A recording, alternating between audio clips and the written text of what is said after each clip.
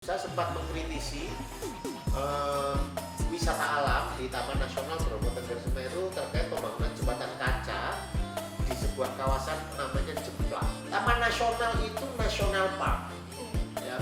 Jangan sampai diubah, diturunkan statusnya atau fungsinya atau apa ya, keindahannya menjadi taman bermain.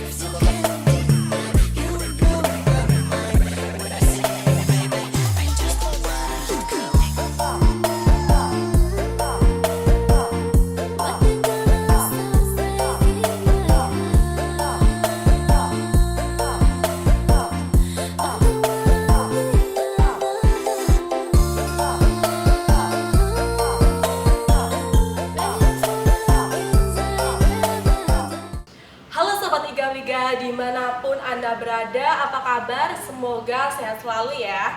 Dan hari ini adalah hari yang sangat luar biasa. Kenapa? Karena hari ini saya, Maharani Putri, akan memandu acara di episode perdana ITOK, Ika Wigato.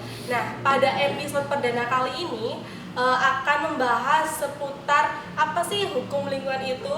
Dan tentunya ini juga sudah hadir narasumber yang sangat luar biasa.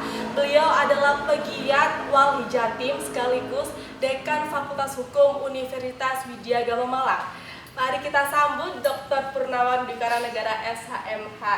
Bagaimana Bapak kabarnya pada Alhamdulillah baik-baik meskipun agak flu sedikit. Iya. Mungkin karena cuaca yang sangat ekstrim ini Pak ya. Betul, cuaca yang sudah tidak menentu sekali. Ketika musim kemarau masih ada juga hujan. Iya. Ketika musim penghujan kadang tidak hujan, tahu-tahu tiba-tiba hujannya luar biasa. Luar biasa. Nah itu juga Pak ya cuacanya. Nah Bapak ini sebagai pegiat Walhi Jatim nih Pak, nah sekaligus juga pegiat lingkungan hidup nih. Bagaimana sih apa yang menginspirasi Bapak tentang lingkungan ini, atau Bapak ini termotivasi apa sehingga menjadi pegiat Walhi gitu, seperti itu? Ya Mbak Putri, ada sebuah kebenaran ekologis, ecological truths begitu, bahwa manusia itu menjadi bagian dari sebuah ekosistem. Dia tidak terlepas dari ekosistem. Nah, sementara di negara kita Indonesia, tempat yang kita tinggali atau saya sebut saja ekosistem Indonesia ini, di dalamnya terdapat kekayaan-kekayaan alam yang juga digunakan untuk modal dasar kesejahteraan bangsa ini. Jadi sebagaimana amanat di dalam Undang-Undang Dasar 45 pasal 33, bumi air kekayaan alam itu menjadi modal bangsa ini untuk mencapai kesejahteraannya. Misalnya kalau dibandingkan Singapura tidak punya sumber daya alam. Konstitusinya mungkin tidak akan berbicara begitu. Nah, kita berbicara begitu. Nah, sehingga ini menjadi perhatian saya yang cukup intens, karena kalau bukan kita, siapa lagi yang ikut menyuarakan bahwa lingkungan ini kita juga tinggal di situ. Kemudian juga dieksploitasi untuk kesejahteraan bangsa Indonesia, masyarakat kita yang dalam perkembangannya semakin kesini eksploitasinya luar biasa, hanya lebih mengeksploitasi saja tapi tidak mempertimbangkan kalau dalam bahasa hukumnya pembangunan berkelanjutan, kaidah-kaidah itu. Nah, itulah yang kemudian saya menjadi cukup intens. Saya bergabung di Walhi sejak mahasiswa, sebelum jadi dosen. Begitu sudah jauh. Masih kuliah tuh Mbak Putri waktu itu belum lahir gitu ya. Sekitar tahun 86 itu saya sudah menjadi pegiat Walhi sejak mahasiswa sampai saya menjadi dosen. Tapi itu ada manfaatnya. Kenapa? Aktivitas advokasi saya di Walhi, pengalaman itu saya pindah di kelas, sehingga saya bisa menggabungkan teori juga praktik di lapangan yang itu saya pahami. Kira-kira begitu kurang lebihnya Mbak Putri. Iya, saya dengar juga nih Bapak ini juga saking cintanya dengan lingkungan nih Bapak pernah mendaki juga, pernah susur gua juga. Itu bagaimana sih Pak? Menurut Bapak itu lingkungan alam di Indonesia itu seperti apa sebagai pegiat Walhi seperti itu? Terus terang saja memang mendaki gunung itu hobi saya. Tapi setelah usia semakin kesini ya tidak terlalu mentargetkan sampai ke puncak. Itu olahraga paling murah. Oh Di iya, antaranya mendaki gunung itu, menyusuri gua, ya sifatnya yang bersifat petualangan, tapi petualangan yang beririsan dengan kegiatan-kegiatan sentuhan ilmiah atau akademik. Jadi Bapak ini suka tantangan gitu ya Pak ya? Kurang lebihnya mungkin seperti itu ya. Jadi berpetualang, tapi juga ada irisan-irisan atau sentuhan-sentuhan ilmiahnya. Nah, saya melihat bahwa kenapa hobi ini saya tanamkan gitu? Karena ada seorang tokoh gerakan pemuda yang itu menjadi idola semua pecinta alam lah ya. Dia salah satu pendiri Mapala UI, namanya Suhoki, yang meninggal di puncak Gunung Semeru. Untuk mencintai bangsa ini, menumbuhkan nasionalisme itu tidak bisa ditumbuhkan dengan slogan-slogan atau jargon-jargon. NKRI harga mati aja, spanduk-spanduk aja begitu. Tapi Suhoki bilang bahwa untuk menumbuhkan nasionalisme, kemudian mencintai bangsa ini, negara ini adalah dengan mendatangi tempat-tempat terpencil, di mana di situ kita akan memperoleh atau mendapatkan jati diri kita sebagai seorang yang menjadi Indonesia yang sesungguhnya. Jadi menuju ke tempat-tempat terpencil, tidak ke mal-mal atau ke mana pusat-pusat perbelanjaan, wisata-wisata yang sifatnya turistik begitu kurang lebih Mbak Putri ya. Itu soal-soal passion saya gitu lah, karena terinspirasi juga dari bacaan-bacaan buku Suhoki terutama.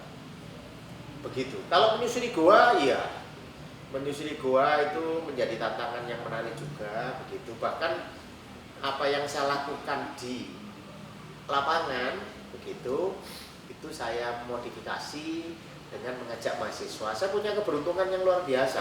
Apa itu? Mahasiswa penemu hukum lingkungan ini dalam kelas yang ideal. Nah, ya. Sehingga kalau diajak kegiatan di luar, saya pernah mengajak mahasiswa saya untuk kuliah memahamkan soal KARS terkait dengan tata ruang. Saya ajak dia masuk goa. Namanya Goa Bangi, ada di Malang Selatan. Nah, tapi saya tidak selonong boy masuk begitu saja, otomatis safety prosedur juga harus dilakukan. Nah, yang menurut saya menarik adalah saya melibatkan UKM-UKM. Jadi saya memberikan kepercayaan Wigapala untuk menjadi guide, juga merancang safety prosedurnya. Nah, kita masuk gua bersama-sama, Wigapala sebagai pemandunya, guide-nya. Nah, saya yang memberikan kuliah-kuliah ini bersama mahasiswa tentang persoalan perlindungan KARS terkait tata ruang. Begitu Mbak. Berarti ini kuliahnya nggak cuma di ruangan aja gitu Pak ya, tapi kita juga di alam-alam, mengetahui bagaimana sih keadaan lingkungan sekitar ini ya. Betul. Jadi alam semesta adalah guru dan adalah sekolah. Pak. Terus bagaimana sih pendapat Bapak ini mengenai tempat wisata berkedok ekoturism, namun malah merusak lingkungan, malah seperti mengeksploitasi gitu kan Pak ya, untuk kepentingan pendapatan daerah itu. Menurut Bapak bagaimana? Iya, itu sedang ngetren situasi seperti itu. Sedikit-sedikit ekowisata yang kadang-kadang orang tidak memahami apa itu ekowisata. Dari saya mengajar hukum lingkungan itu ada 2 kelompok mahasiswa yang merespon dan kemudian melakukan advokasi.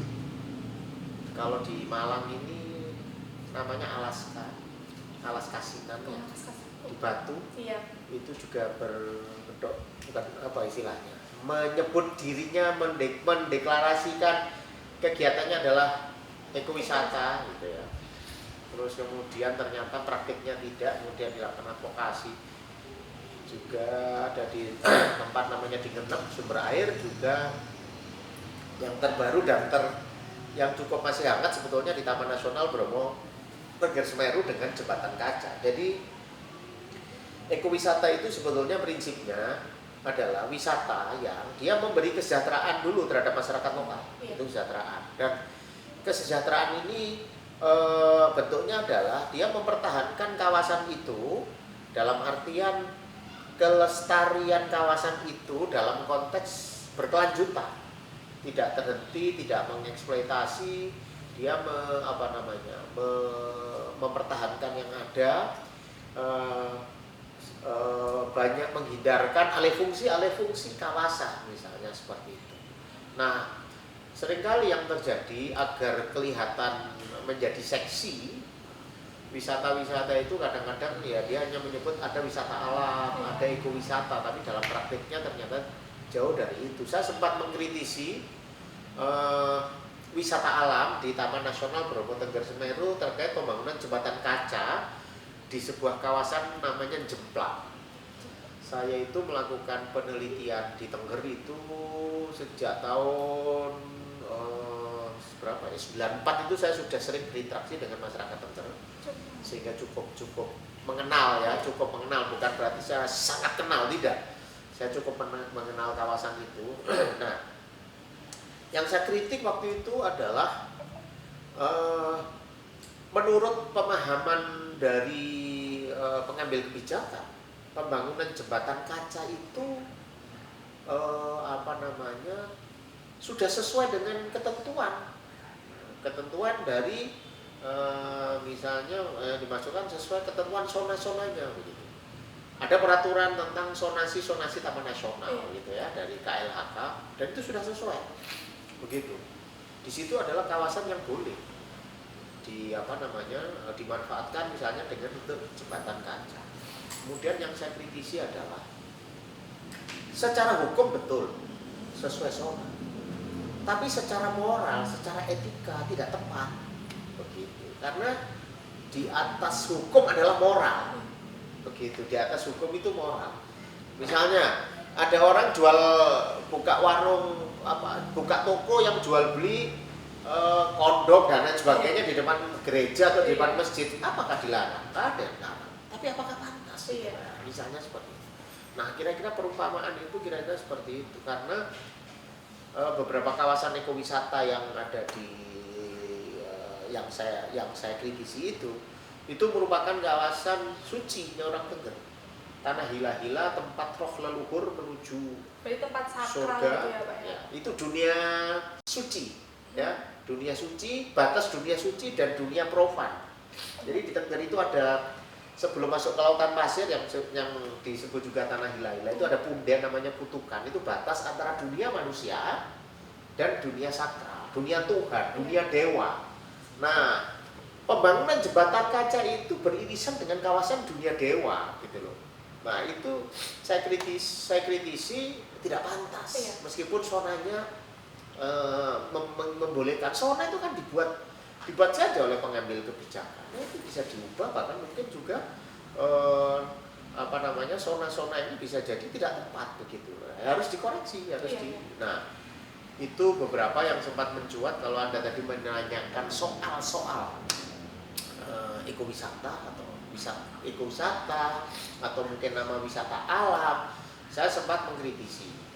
Bahkan sampai hari ini saya tetap masih tidak setuju, meskipun pembangunan itu juga terus berlanjut gitu. Taman Nasional itu national park, ya, jangan sampai diturunkan statusnya atau fungsinya atau keindahannya menjadi taman bermain atau taman wisata. Kalau sudah mendeklarasikan diri taman nasional, itu sebuah kawasan yang mempertahankan bentang alam. Karena Tengger ini bukan sekedar bentang alam, tapi saya bilang itu pusaka sojana. Selain bentang alamnya yang indah, di situ melekat juga nilai-nilai kearifan lokal Tengger. Jadi ada budaya. Buat orang Tengger, bentang alam, kawasan taman nasional itu adalah alamat kebudayaan. Hutan itu tidak sekedar benda mati, sosok, rimbunan tumbuh-tumbuhan atau batu-batuan, tapi ada nilai-nilai budaya yang melekat. Nah, ini yang kadang-kadang tidak dipahami. Wisata hanya melihat tentang alam itu indah, supaya indah kemudian menambah pendapatan, dibuatlah sarana-sarana buatan artifisial, ya. Sarana buatan itu berarti ya sudah mengingkari yang namanya wisata alam ataukah boleh ada sarana buatan tapi kepentingannya adalah untuk kepentingan pendidikan konservasi. Misalnya tower untuk pengamatan burung, tower untuk pengamatan satwa, tower untuk kanopi menyeberang dari pucuk pohon ke pucuk pohon, itu kan esensinya pendidikan juga. Ya. Atau juga misalnya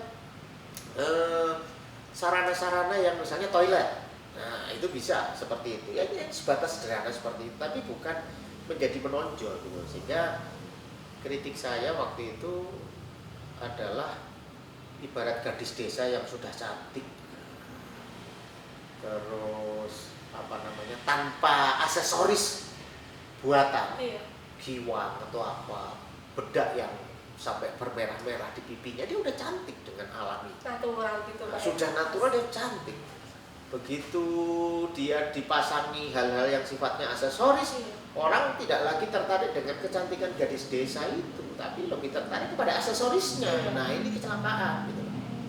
Kecelakaannya di situ, bahwa ekowisata atau wisata alam itu maksudnya adalah esensinya menumbuhkan nilai-nilai cinta lingkungan sebetulnya.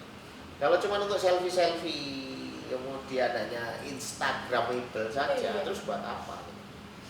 Begitu Mbak Putri, sekali lagi kawasan ekowisata harus dihati-hati karena bagi bangsa Indonesia sumber daya alam, hutan, gunung, sungai, rawa itu pada satu sisi memiliki nilai-nilai budaya. Saya bilang itu alamat kebudayaan.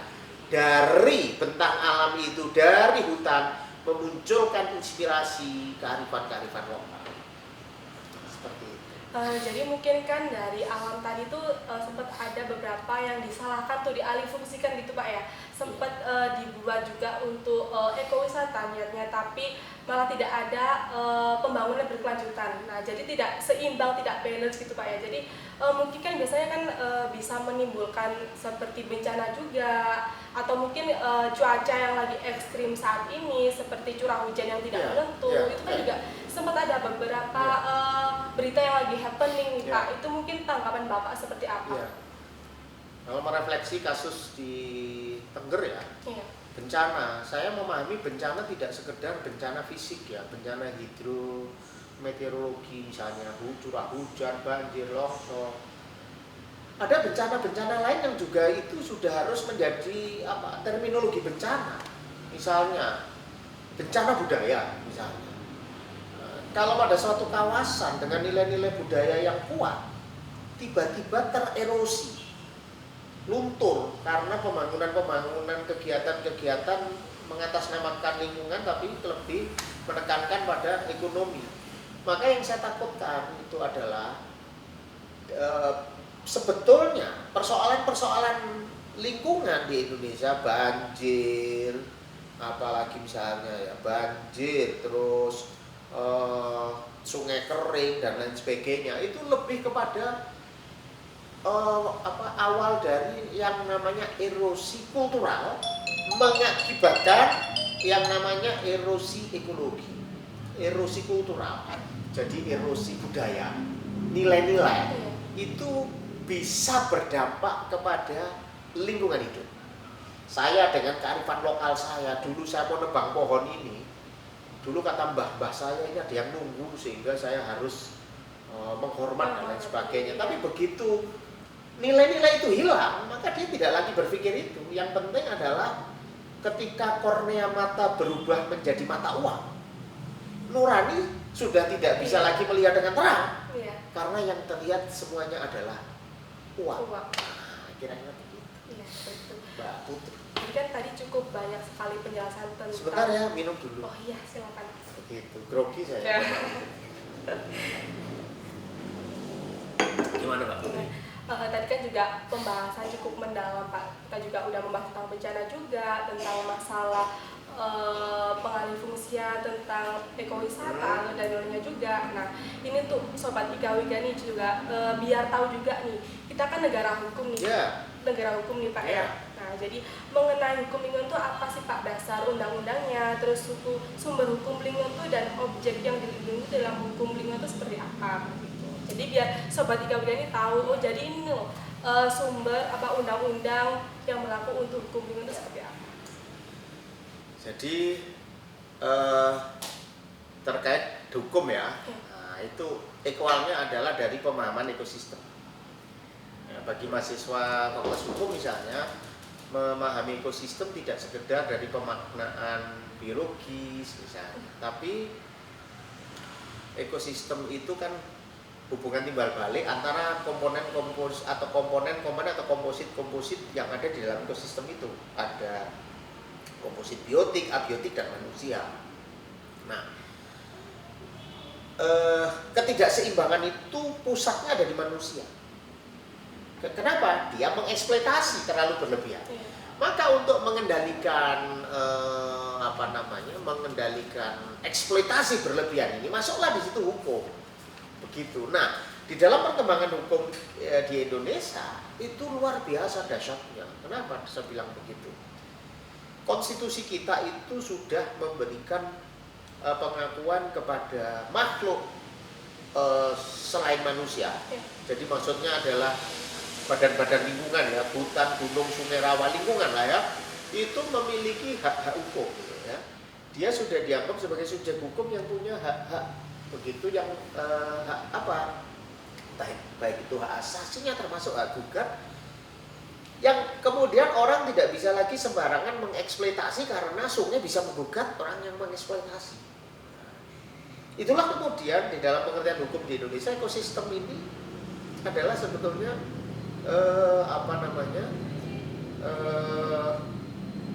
digunakannya hukum untuk mengendalikan perilaku manusia yang kemudian juga diimbangi masing-masing komposit itu memiliki hak-hak hukum. Jadi mereka dianggap subjek hukum itu dalam perspektif hukum. Dalam perspektif kedaulatan,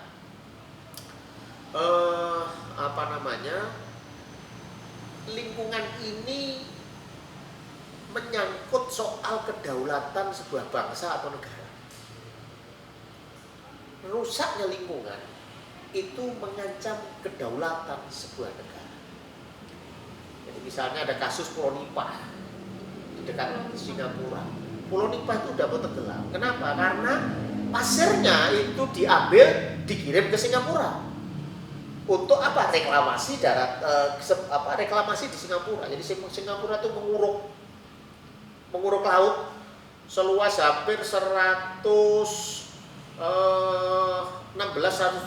km persegi, hampir seluas kota Malang. Singapura itu lebih luas malah. Nah, salah satu bahan material pengurukan itu adalah pasir atau tanah dari Pulau Nipah. Apa yang terjadi dengan Pulau Nipah? Dia terancam tenggelam. Kalau lingkungan rusak karena diambil, Pulau Nipah itu tenggelam, maka itu menjadi ancaman kedaulatan bangsa Indonesia. Kenapa? Batas pulau terluarnya pun hilang. Begitu. Sehingga yang akan diakui adalah pulau yang masih ada, masih utuh. Nah, ini mungkin saja terjadi karena global warming, air suhu meningkat, air es di kutub mencair, air laut meningkat. Bahkan negara-negara dengan negara kepulauan, pulau-pulau kecil kayak Kiribati, itu negara yang berpotensi terancam kedaulatannya. Karena apa? Pulaunya tenggelam. Karena syarat dari sebuah negara itu adalah memiliki wilayah. Wilayah ini bisa kita maknai ya lingkungan itu tadi, ekosistem tadi.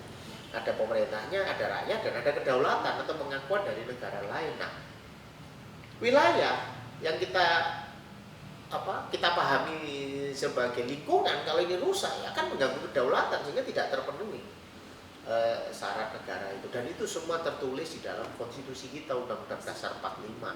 Sehingga konstitusi kita itu disebut juga dengan Green Constitution, konstitusi hijau, di mana dia memberikan pengakuan terhadap lingkungan. Begitu dia, lingkungan itu memiliki hak asasi, lingkungan itu memiliki hak hukum. Begitu. Dan itu kemudian sekarang diturunkan dengan berbagai peraturan perundang-undangan. Kita sampai memiliki 3 peraturan perundang-undangan, yaitu Undang-Undang Nomor 4 tahun 82 yang pertama kali, kemudian diganti dengan Undang-Undang Lingkungan Hidup Nomor 2397, diganti lagi dengan 32 tahun 2009 sebagai undang-undang yang terbaru. Itu pun masih dikebiri, ya, diubah oleh beberapa ketentuan di dalam Undang-Undang Cipta Kerja yang sekarang masih yang masih Undang-Undang Cipta Kerja ini masih oleh MK masih ditahan nih sampai 2 tahun dia tidak bisa diaktifkan, dia harus diperbaiki begitu. Gitu Mbak. Jadi bukan cuma manusia aja Pak yang bisa mempunyai hak untuk menggugat gitu Pak ya, tapi alam pun juga mempunyainya gitu kan. Dalam perkembangannya seperti itu. Iya. Dan kita termasuk negara yang memiliki landasan. Saya ingin tahu nih Pak, kalau untuk saat ini tuh apa sih kegiatan Bapak sebagai pegiat wali gitu Pak? Apa mungkin Bapak kan udah tidak mendaki gunung nih Pak, atau mungkin tetap menanamkan ilmu, atau mungkin tetap menyusuri goa, apa seperti itu Pak? Saya memang sudah tidak lagi menjadi pengurus wali. Dulu menjadi dewan daerah, ketua dewan daerah, sekarang sudah tidak lagi, sudah regenerasi ya ganti. Walhi itu kan sebuah organisasi yang anggotanya adalah organisasi, bukan individu. Nah, saya punya sebuah organisasi lingkungan, itu menjadi anggota walhi. Sehingga menjadi kewajiban saya untuk merawat walhi. Apa pentingnya merawat walhi ini? Pentingnya dalam kaitan walhi itu sebagai organisasi yang punya hak gugah, mewakili lingkungan. Jadi pohon, gunung, sungai, rawa, batu, danau, apalagi ya, hutan, gitu ya. Itu kepentingannya bisa diwakili oleh organisasi lingkungan hidup. Nah, di antaranya adalah walhi, dia sudah punya hak legal standing itu. Nah, walhi ini ditopang oleh organisasi-organisasi. Nah, saya punya tanggung jawab advokasi lingkungan dengan organisasi yang saya ikuti menjadi bagian dari walhi. Nah, dalam konteks saya sebagai dosen kemudian itu saya manfaatkan untuk media kuliah gitu ya, sehingga saya bisa mengajari mahasiswa tentang hal-hal yang saya lakukan praktek langsung begitu ya.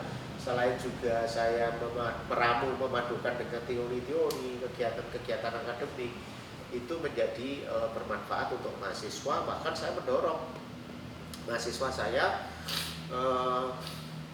sebelum jadi advokat beneran gitu ya, dia harus belajar dulu jadi manusia. Nah, belajar jadi manusianya bagaimana? Ya dia melakukan advokasi pembelaan terhadap lingkungan yang secara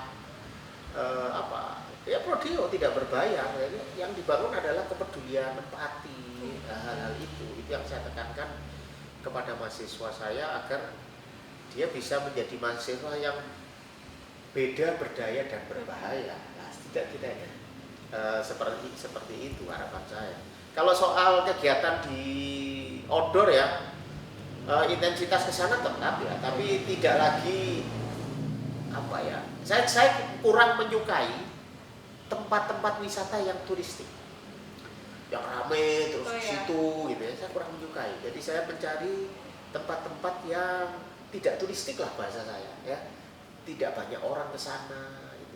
Saya bisa berkontemplasi, menikmati. Tapi kalau sudah wisata massal, orang banyak ke sana, itu kurang menarik buat saya. Dan saya selalu mengajak istri saya, anak saya, juga mahasiswa saya, itu selalu saya ajak. Saya kurang suka kegiatan-kegiatan ke mall-mall macam itu ya, saya kurang suka. Tapi saya lebih suka mengajak mereka ke ke alam, kemudian ke tempat-tempat budaya, kemudian ke museum-museum macam itu. Passion saya di situ. Tetap bernuansa alam itu Pak ya. Tapi alam nyata ya, bukan alam gaib. Terus mungkin Bapak bisa kasih contoh sih paling sederhana mungkin dalam kehidupan sehari-hari itu bahwa kita tuh peduli terhadap lingkungan, apalagi kan juga alam ini juga tidak hanya untuk kita tapi untuk anak cucu kita mendatang, seperti itu Pak. Mungkin Bapak mempunyai pesan atau mungkin mempunyai apa sih, kita tuh harus seperti apa sih dalam menjaga alam ini? Jadi gini pesan saya itu,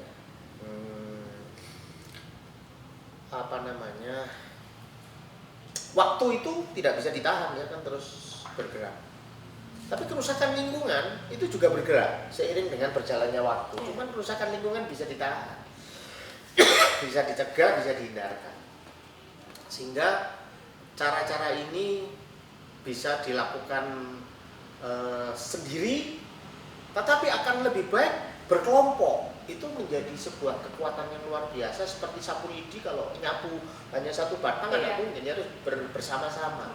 Oleh karena itu saya selalu punya filosofi, kancil berlari melawan siput dalam cerita fabel itu. Dimana kancil itu kalah lari, siputnya menang, padahal jalannya lambat. Kancil itu kalau diibaratkan perusak lingkungan, siput itu adalah yang menyelamatkan lingkungan. Nah, dengan banyak siput berarti saya banyak kawan. Banyak kawan yang mencegah kerusakan-kerusakan lingkungan. Itu secara filosofi. Jadi apa ya? Mengambil bagian dalam menyelesaikan persoalan lingkungan itu adalah kewajiban. Tetapi kalau kita tidak ambil bagian dalam menyelesaikan persoalan lingkungan, maka sebetulnya kita adalah bagian dari persoalan lingkungan itu sendiri yang harus diselesaikan. Kira-kira. Satu pertanyaan lagi, Pak. Ada lagi ya? Sebelum kita closing statement nanti, bagaimana sih cara kita untuk menyuarakan keadaan lingkungan agar lebih diperhatikan oleh para pembuat kebijakan? Nah, itu menarik sekali ya, Mbak Putri. Betul ya. Jadi selama ini orang berasumsi, berpandangan yang namanya perusakan lingkungan itu adalah tanah longsor, sungai tercemar warnanya hitam, terus kemudian pohon tumbang. Padahal kerusakan lingkungan atau pencemaran lingkungan yang sesungguhnya itu adalah kerusakan atau pencemaran kebijakan. Justru kebijakan itu yang paling besar dan paling berbahaya. Dan itu tidak bisa dicermati dengan mata telanjang, ya. Itu tidak bisa dipahami secara tidak bisa dipahami secara mudah itu oleh orang awam. Itu harus orang-orang terpelajar karena menyangkut analisis, mengetahui kemudian menganalisis. Nah, saya cukup beruntung ya karena berada di lingkungan akademik dan memiliki mahasiswa begitu. Nah, disitulah saya kemudian mengajarkan kepada mahasiswa bahwa pencemaran sesungguhnya itu ada di ruang-ruang kekuasaan, dan ini tidak bisa dilawan dengan atau tidak bisa diatasi hanya dengan sekedar menanam pohon. Tidak bisa. Menanam pohon bukan pekerjaan yang buruk, baik begitu, tapi soal-soal kerusakan lingkungan di ruang-ruang kebijakan itu adalah soal-soal partisipasi kita, bagaimana kita berani dan mampu menyuarakan, mengatakan tidak terhadap kerusakan lingkungan. Entah kita mendatangi DPRD atau kita lewat medsos kita atau secara bersama-sama memberikan tekanan kepada pengambil kebijakan, baik dalam saluran formal maupun dengan saluran-saluran yang sifatnya ekstra judisial, begitu, ekstra legal. Mungkin tadi kan kita juga sudah membahas cukup banyak sekali mengenai lingkungan, mulai dari undang-undang, mungkin mulai dari tempat ekowisata tadi, sempat juga kita membahas tentang masalah kasus juga, masalah bencana juga. Nah, mungkin di sini Sobat Ika Wiga mungkin udah ada gambaran nih bagaimana tentang hukum lingkungan itu. Jadi hukum lingkungan itu bisa menggugah juga, bukan hanya orang, bukan hanya manusia seperti itu ya Pak ya. Nah, mungkin ini di penghujung acara ini mungkin Bapak bisa mengasih closing statement nih Pak untuk mengenai masalah hukum lingkungan yang sudah kita bahas tadi. Silakan. Alam itu gratis, tidak ada yang punya kecuali Tuhan yang Maha Esa. Tapi siapa yang ingat Tuhan? Kalau semua orang sibuk berproduksi, mencari uang, mengeksploitasi lingkungan. Keren sekali. Nah, begitu Mbak Putri. Iya. Jadi terima kasih Pak udah memberikan ilmu tentang hukum lingkungan, khususnya buat Sobat Ika Wiga yang nggak tahu hukum lingkungan itu apa sih. Nah, tadi banyak banget kita mengulik masalah hukum lingkungan.